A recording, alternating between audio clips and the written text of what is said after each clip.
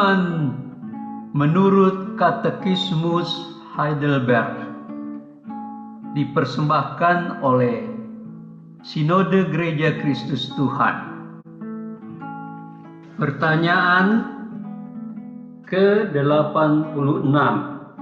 Kita telah dilepaskan dari kesengsaraan kita semata-mata oleh anugerah Allah dan bukan karena hasil usaha kita. Lalu mengapa kita masih harus berbuat baik?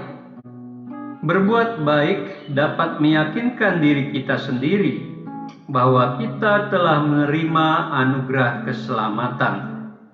Bandingkan Matius 7 ayat 17 sampai 20 dan 2 Petrus 1 ayat 10 dan 11. Hari ke-211.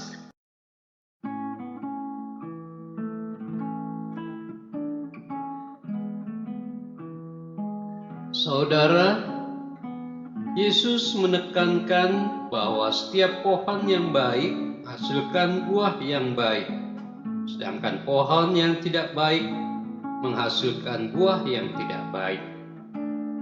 Tidak mungkin pohon yang baik menghasilkan buah yang tidak baik, ataupun sebaliknya pohon yang tidak baik menghasilkan buah yang baik.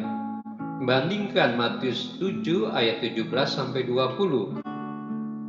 Dengan demikian, perbuatan baik kita adalah buah yang muncul dari karakter manusia baru sebagai hasil ciptaan Allah. Bandingkan Efesus pasal 2 ayat 10. Saudara, kita tahu bahwa keselamatan bukan datang melalui mimpi atau penglihatan tertentu, tetapi karena Allah telah memberikannya kepada saya melalui karya Yesus Kristus, seperti yang dikatakan oleh firman-Nya yang tetap bekerja dalam hati kita melalui Roh Kudus.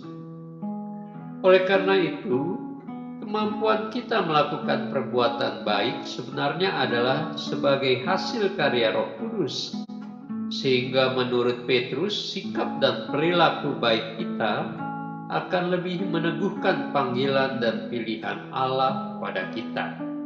Bandingkan 2 Petrus 1 ayat 10 dan 11. Bahkan akan membuat kita yakin tanpa ragu lagi akan jaminan sebagai pewaris kerajaan Allah yang kekal.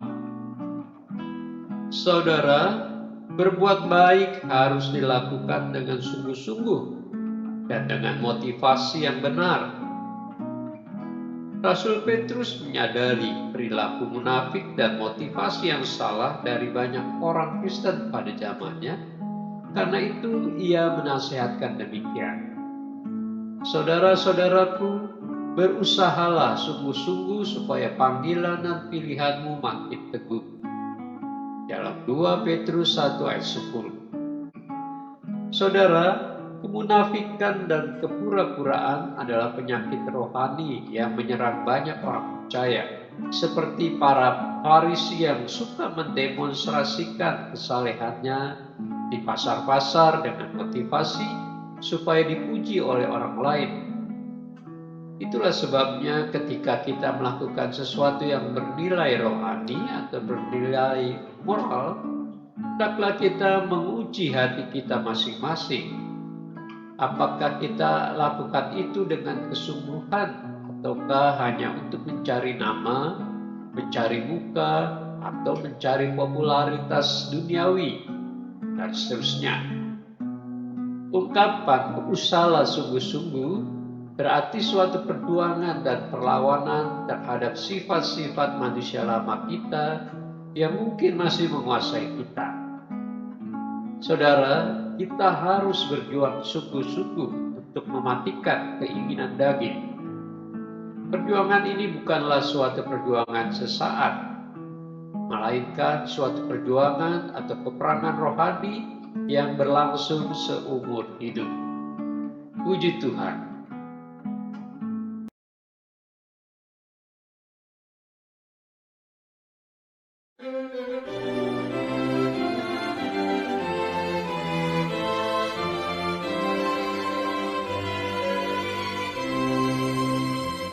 Gereja Rejoice, the Lord is King, your Lord and King adore. Rejoice, give thanks and sing and triumph evermore. Lift up your heart, lift up your voice, rejoice. Again I say, rejoice.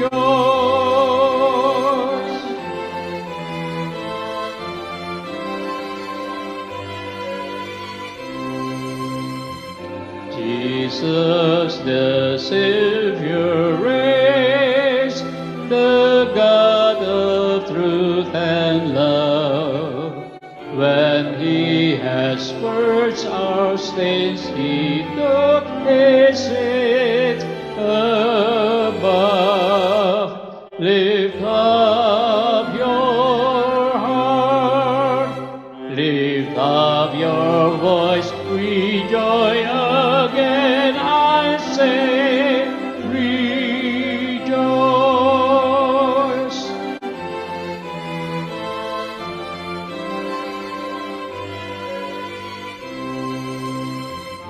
His kingdom cannot fail.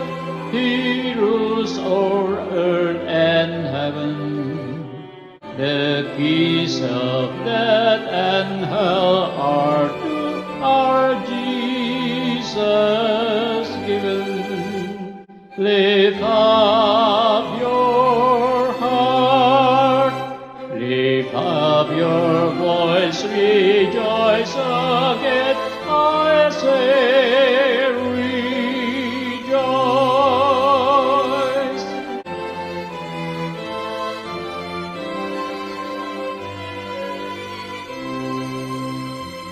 Rejoice in glorious hope, our Lord and Judge shall come, and take His servants up to their eternal